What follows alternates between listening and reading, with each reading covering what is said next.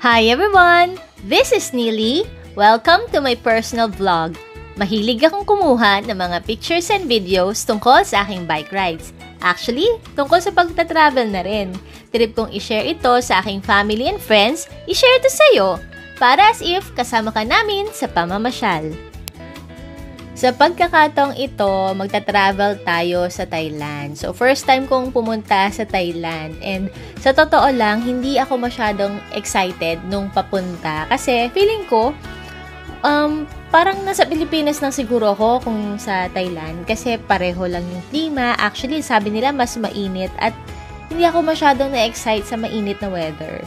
Tapos, pati yung mga nakikita kong pictures ng Thailand, parang nasa Pilipinas ka lang din eh.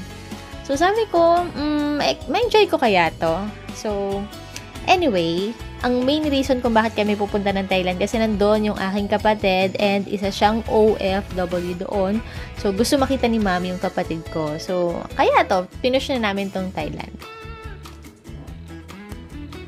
Ang Thailand ay isang tropical country. Nasa Southeast Asia rin siya.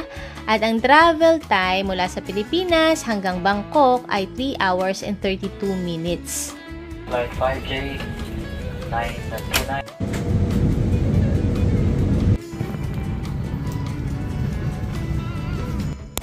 Pagdating naman sa Thailand Airport, doon kami sa may Suvarnabhumi Airport. So, ang first impression ko, mas maganda yung airport nila. Mas malaki yung airport nila. So, first impression ko sa Thailand ay mukhang mas mayaman ng Thailand at mas organized.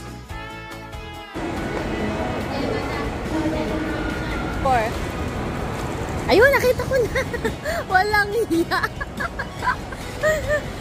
May pa ganun siya, oh. Drama. Wow! May pa welcome. Ayan na. Ang mother dear. Sama kami pa kakainin. Nahanap namin yung Forex na sabi sa TikTok mas maganda ang exchange rate.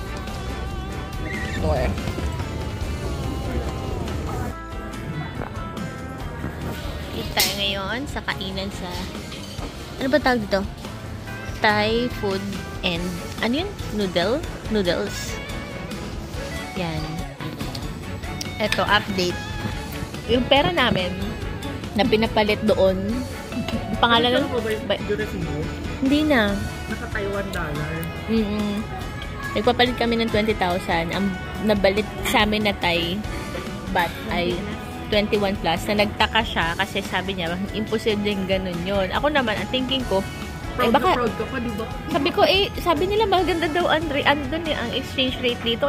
Yung pala may mali kasi ang currency na nagamit nung teller ba tawag nila doon? Oo, akala nila Taiwan dollar pero Philippine peso kasi ang ganda nung papel ng bagong bill ng Pilipinas. So yun lang. Kain mo na. So ayun na, sinalagay mo yung yung resibo nung pinalitan. Ito, pinapalitan na nila mami. Yung 20,000 namin, naging magkano na lang. Pero hindi pa, hindi mo napicturean yun doon sa may Hayaan mo na, okay na yun. Kain mo na. Yeah. Sarap yung food.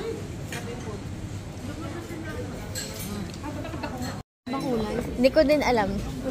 Paano insosoto dyan?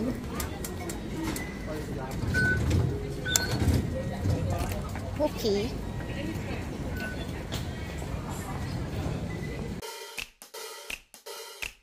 I'm home with the cat, what you think about that? Queen of the castle, and that's a fact. She might be around the corner, so watch your back. When I'm home with the cat, everything's fine. But we're living on her time. Itsura ng kalsada dito. Feel ko talaga nasa Pilipinas pa rin ako. Nasaan na? Nawala.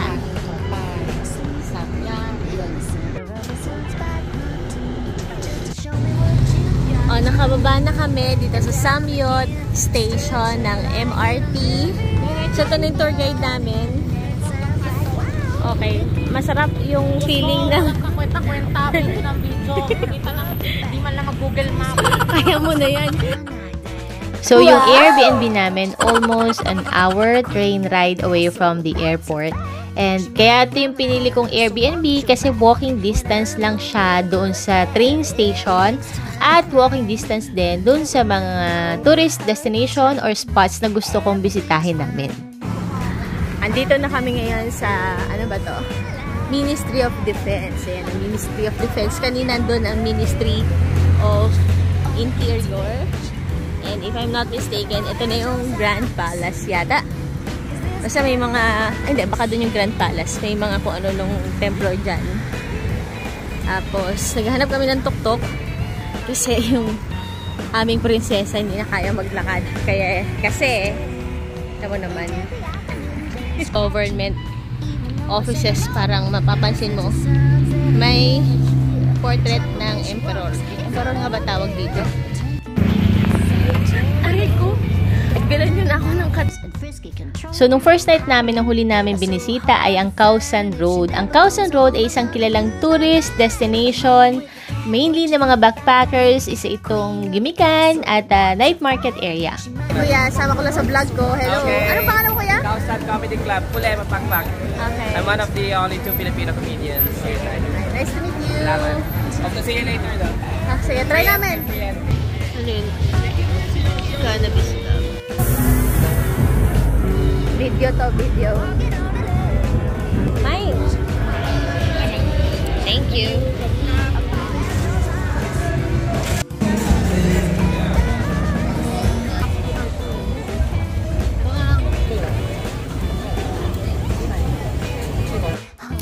The next day, naghanap lang kami ng cafe kung saan pwede kami mag-breakfast at magkape at saka kami pumunta doon sa may reclining Buddha. Wala bang tapsilog dito? Kaya ano, chiksilog, all day breakfast. Chiksilog. Parang tayo lang ang kilala ko eh. Yan lang. Pero in fairness, sa lahat ng in-order namin, wala na dumating kami sa Thailand. Lahat na gustuhan ko, masarap yung food. Gusto ko mag-order ako ng pad thai.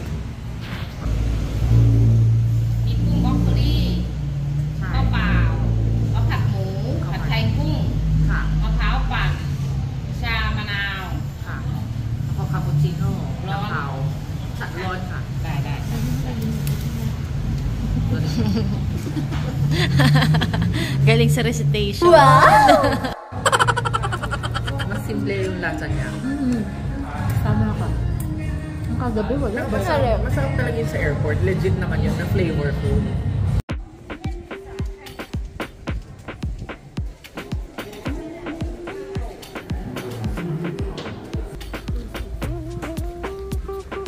Ang laki nito.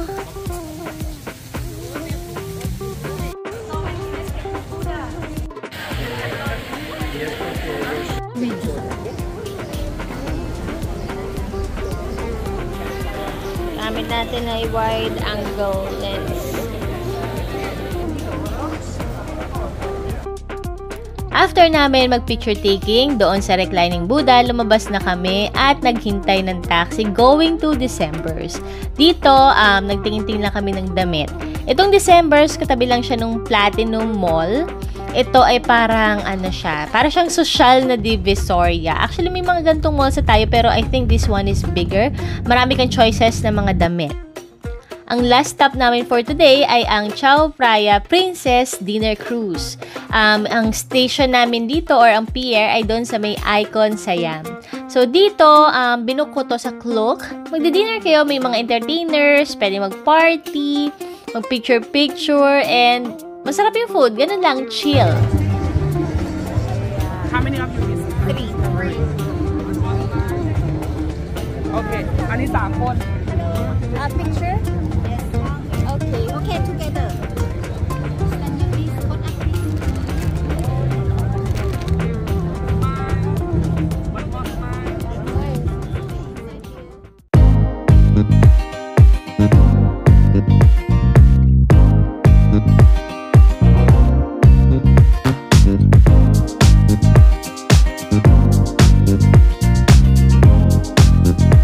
Thank you.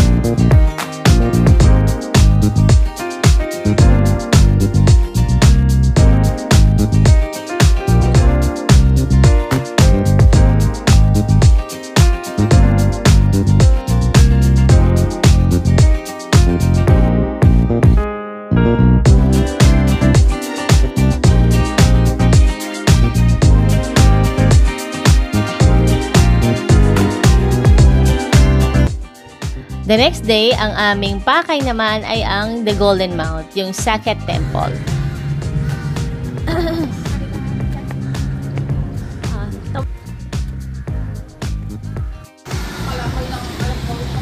Hi, we are at day 3 here in Bangkok and now we're just buying our very own milk tea. This is the local branding and this is the local way how they do it. And it's very cheap for only just 30 baht. Wow! Saan tayo pupunta? Hindi ko alam. Ikaw may idea nito eh. Basta na naman kami templo. Alam mo kung saan kami dadalhin nito. Tagal-tagal niya mag-ayos. Oh my God. Opinion mo. Sunod lang ako sa Agos. Lalakad lang kami. Papunta doon kasi 1.9 kilometers daw. Ikaw na.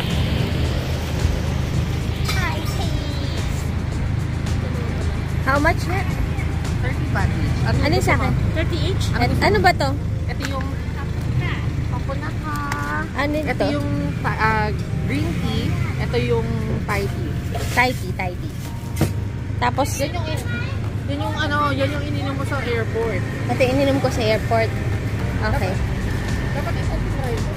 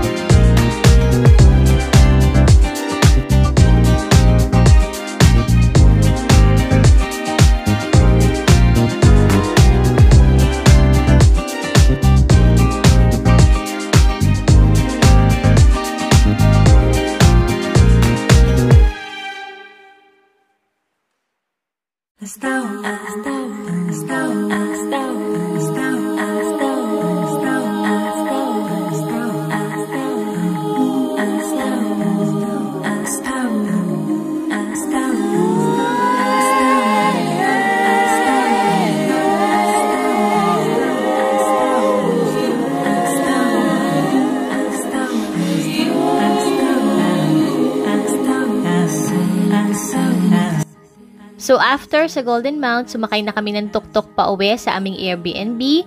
At ito nga pala itsura ng aming Airbnb. Sulit na ito, 4,400 pesos per night for 3 persons. Ang laki niya para sa amin, sa totoo lang. At feeling ko kasya dito mga 6 na tao. Pwede pa kayong magdagdag kasi ng mga higaan. At sobrang luwag talaga niya. May labahan, may lutuan, may dining, basta bahay na talaga siya at maganda talaga yung location. Then, lumipat na kami dito sa aming hotel. Ito na yung True Siam Hotel na binuko naman sa Klook. Ang price nito, if I'm not mistaken, parang mga nasa 4,000 naman per night.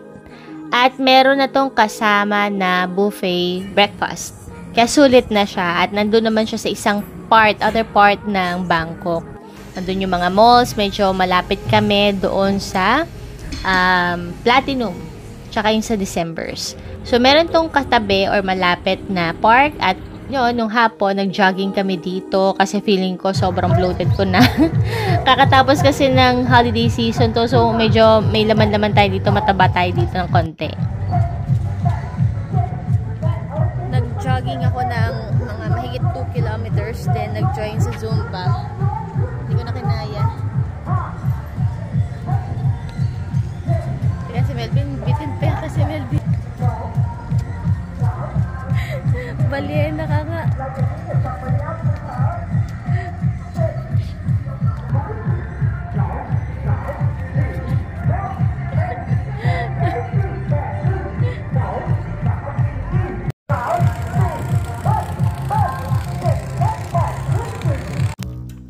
The next day, mas relaxed na yung aming itinerary. Mostly, nagstay lang kami sa hotel at bumalik kami doon sa mall para magtingin-tingin ng pasalubong at mga kung ano-ano pa. Baka may entrance dyan, wala ba? Kasi ito yung Decembers. Ha? Meron yan. Siguro, mga damit.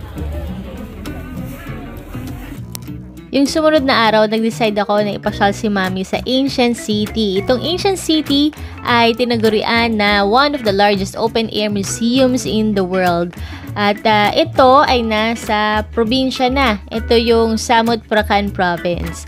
So, mahigit 1 oras yung travel time. Sumakay lang kami ng train. Isang train lang ang baba na namin dun sa pinakadulo nung line na yon. Then, sumakay na kami ng taxi.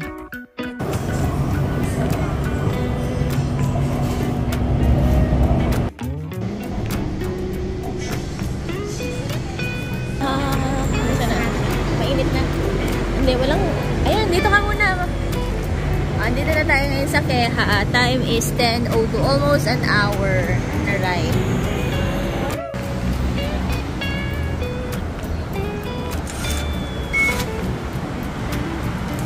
Yung bus. Mas maraming taxi. Kaya lang, hindi ko alam kung reasonable yung price nila kasi madalas yan. Pag alam nilang turista, they will ask higher fare.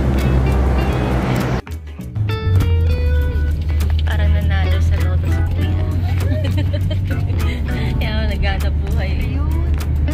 Ito pala. Okay, andun pala yun. Kaya mo na.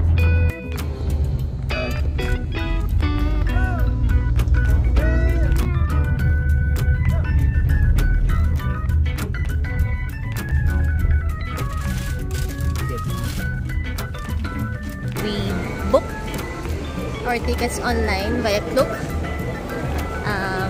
Meron na. And ang pinili ko is yung meron ng lunch or dinner. Para hindi ko na problema yung sa food. So, ano ba to? Exit ba to? Entrance? What? Yun. And, let's go. Uy, ano to? Ay, teka lang. Nag-shooting din pala sila dito. Si filming location pala to ni King Dalang. Pinanood namin ni Ian to eh. So, yun. May option ka na mag-rent ng golf cart. Ito yung price niya. And if medyo adventurous ka, bicycle. Ideally, kung solo ko to, wala akong kasamang senior. Mas gusto ko bike.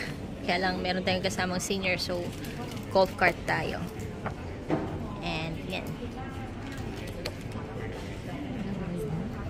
Oo, magdadrive tayo yan. Kaya natin yan matutunan. Para ka lang nagdadrive ng kotse na mas simple. Bawal ang drone. Video recording is prohibited without permission. Photography prohibited for commercial purpose. Camera accessories are prohibited without permission. So, mga tripod bawal daw. Pets are not allowed inside. Do not climb the ancient site. Okay. Pwede naman. Di naman ako commercial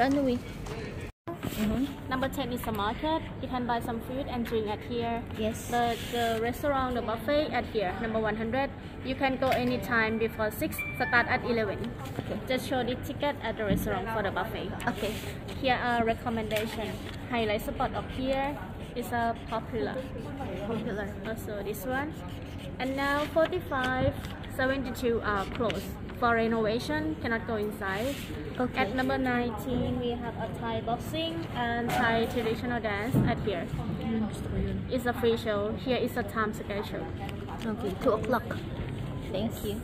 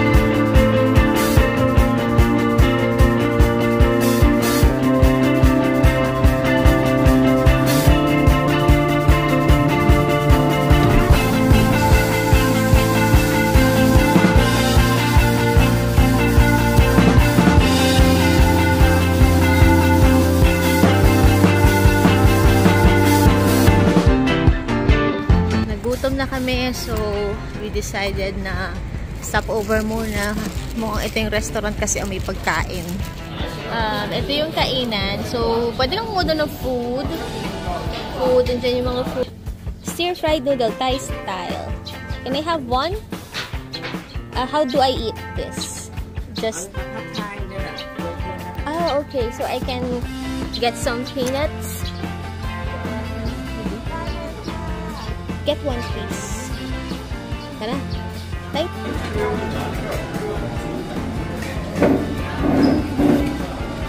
Masarap. Diba? Chicken. Actually, marami yan.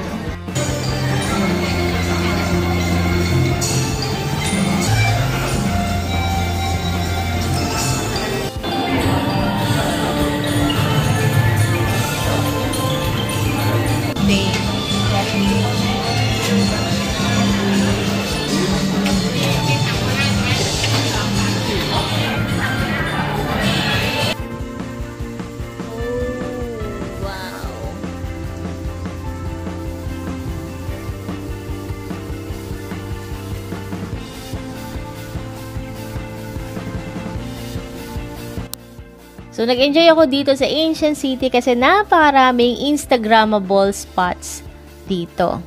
At it reminds me of Las Casas Pilipinas de Acosar kasi yung concept nila ay may similarities. So, dito, nirebuild or transfer yung mga temples o anumang dinisplay nila dito. Same sa Las Casas. Tip nga lang pala, mainit kasi sa Thailand. Yun yung default nila talaga, mainit. So, kung pupunta kayo sa Ancient City, consider nyo yung oras ng pagpunta ninyo at saka yung appropriate na outfit. Yan, going back to the train station for 100 baht. So, hindi na kami gaano nagtagal dito sa Ancient City and after few hours, pumunta na kami sa city proper and explore naman namin ang Chatuchak Park. Kapag nagtatravel ako, ini-aim ko na mabisita yung mga public parks nila kasi una sa lahat libre at doon mo ma-observe yung community ng locality na binisita mo. At dito sa Thailand, napansin ko maraming mga fitness enthusiasts.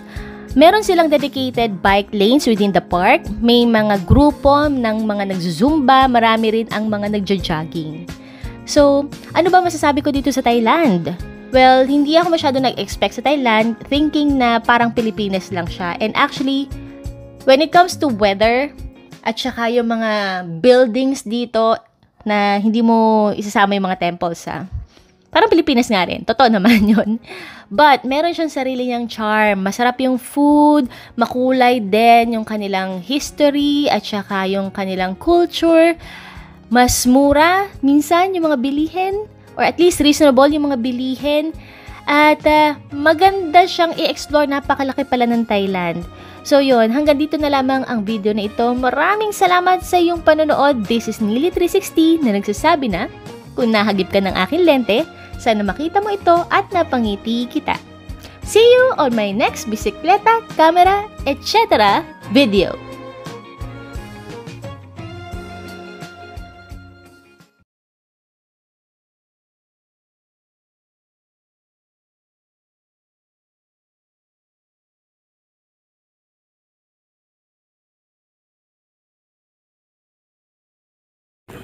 So, hello. Galing kami dun sa park. Ang layo na nilakad namin. Tapos, bumalik kami dito sa... Ano ba tawag dito? Whatever. Tapos, na-realize ko na nawawala yung aking hat. Yung binili ko pa na 250 baht na hat. Yan yun. Hindi ko na pala siya bit-bit. Tapos, dinaanan namin lahat ng mga dadaanan namin. Wala siya. Tapos, sabi ko, saan ba ako huling nag-stop? Nahawa ko siya. Tapos, na-realize ko dun sa CR na hindi ko na nabidyohan kanina. And, before that, meron nang sinasabi sa akin yung kapatid ko na dito daw sa Thailand, mas mababa ang crime rate at kung maiwanan mo cellphone or anything of value, anything valuable, makukuha mo pa rin siya. So, binalikan ko yung CR at nakuha pa namin siya. Nakita pa namin yung ano doon, yung sombrero. So, totoo nga. Mas, dito, mas mababait ang mga tao. Yan lang.